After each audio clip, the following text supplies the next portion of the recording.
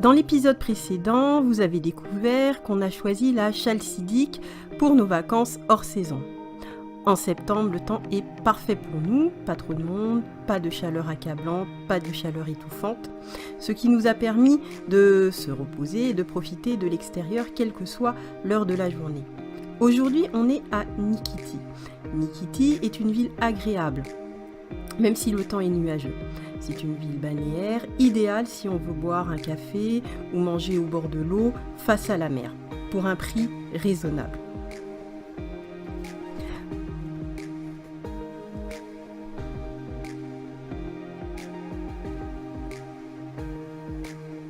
Ce que j'ai bien aimé à Nikiti, c'est que pour le prix d'un café, on peut profiter des transats qui sont mis à disposition pour les clients sur la plage. Il n'y a pas beaucoup d'activités proposées en cette saison, hormis la plongée pour les amateurs de ce sport. À cette époque, les plages sont désertes. À cette période, nous avons longuement profité des terrasses, de cafés et de restaurants calmes. Nous avons pu admirer longuement la mer se confondre avec le ciel grâce à la réverbération du soleil dans l'eau. Nikiti, c'est vraiment idéal en fin de saison pour la détente et le farniente et de longues promenades le long du front de mer.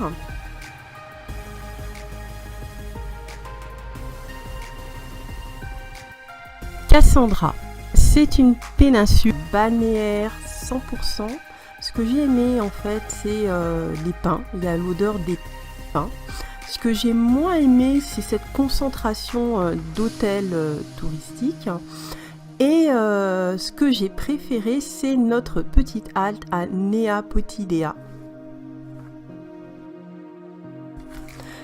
Alors moi j'ai trouvé que sur la presqu'île de Cassandra qui n'offre pas grand chose, Nea Potidea c'est un endroit incontournable et assez magique.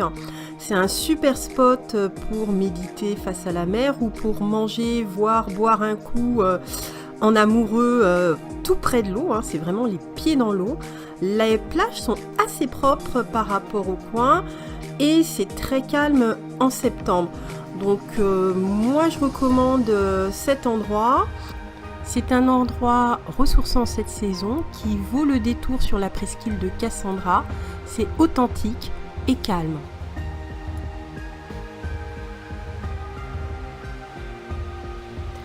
Retour dans l'ancienne ville de Thessalonique. C'est la deuxième ville la plus importante de Grèce. En se promenant dans la ville, on ressent fortement l'ouverture d'esprit sur les cultures et l'accueil chaleureux qui résonne dans les rues de cette ville. Malgré la crise qui a frappé la Grèce et qui a laissé quelques stigmates à chaque coin de rue, on ressent la joie de vivre des Grecs. Cette ville, elle est peu connue, mais elle vaut vraiment le détour pour les visites et la gastronomie qui y est proposée.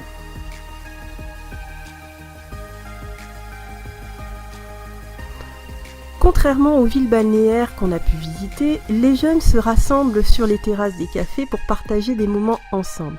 D'ailleurs, les ambiances de ces établissements sont de véritables attractions et méritent qu'on s'y attarde.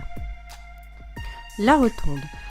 Alors, la Rotonde, c'est un monument emblématique de la ville de Thessalonique. Alors, ce monument, il a été construit au IVe siècle avant Jésus-Christ. Et c'est un tournant entre l'ère païenne et celle du christianisme.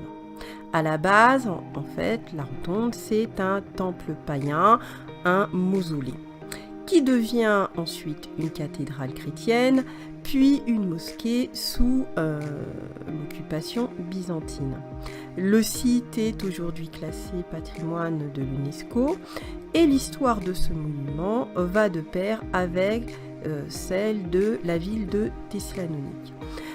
L'histoire de la Rotonde est vraiment passionnante et aujourd'hui elle a récupéré son caractère chrétien, mais elle a conservé son minaret.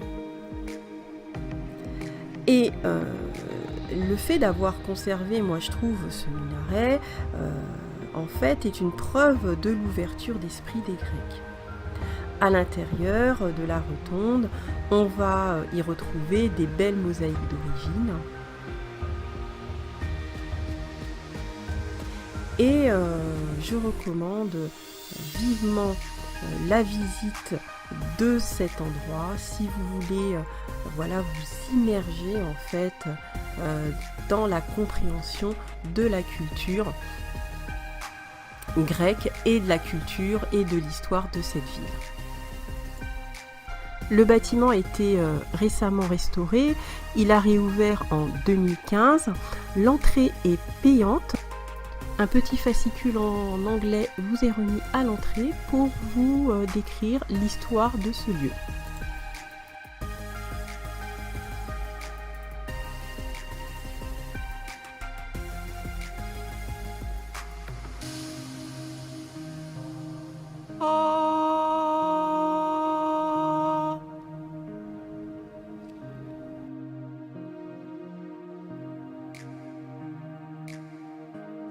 L'ancienne agora.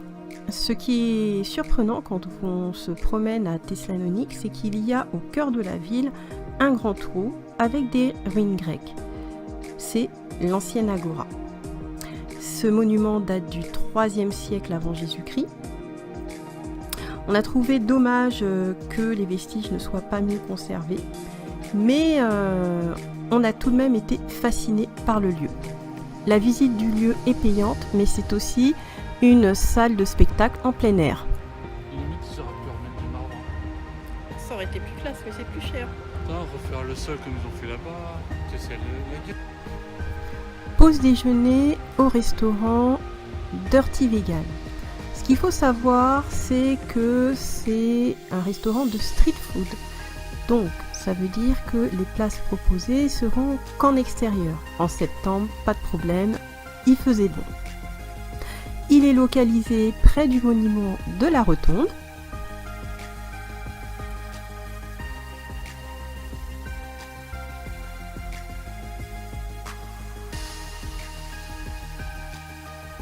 C'est un restaurant 100% vegan. Les prix sont très raisonnables.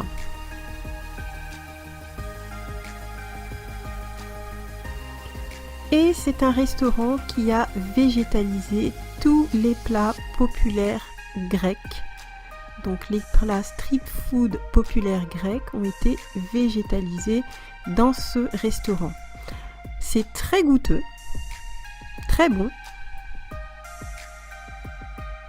Nous vous recommandons cet endroit. Dirty Vegan est un lieu chaleureux et décontracté. Nous, on a choisi de se partager un gyros place. Donc, le plat gyros, en fait, c'est une spécialité grecque qui est normalement composée uniquement de différentes viandes. Et là, ça a été végétalisé. Donc, avec des champignons, avec du soja. Franchement, c'est très bon et goûteux. À tester absolument si vous passez par Thessalonique.